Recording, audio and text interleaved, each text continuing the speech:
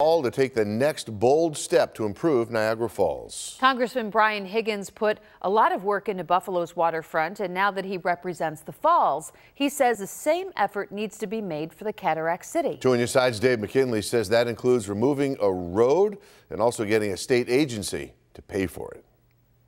We're just trying to help this community realize its full potential as a great waterfront city again. And so, with work to remove the northern section of what was once the Robert Moses State Parkway set to start next summer, Congressman Higgins says it's time to turn our attention to the southern portion of it, which runs from downtown Niagara Falls to the North Grand Island Bridge.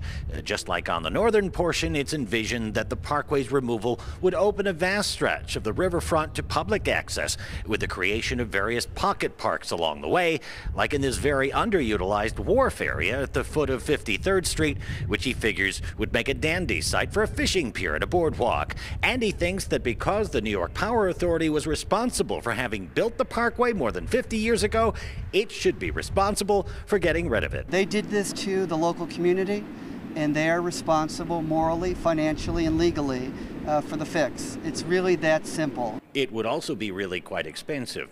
Probably about $50 million. I'm sorry, sir? 50 million?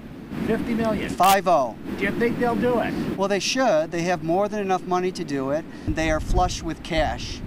They pull out about $200 million from profits from the Niagara Power Project alone. Besides, he says NYPA is already contributing $42 million for the work on the northern section. So by establishing that precedent, we're calling upon the Power Authority, who did the right thing on the northern section, to do the right thing on the southern section as well, to make this a completed project, therefore reuniting the city of Niagara Falls with the greatest waterfront in the world.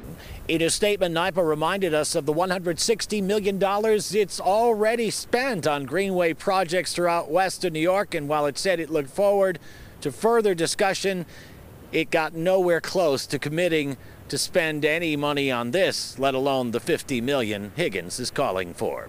In Niagara Falls, Dave McKinley, Channel 2 News.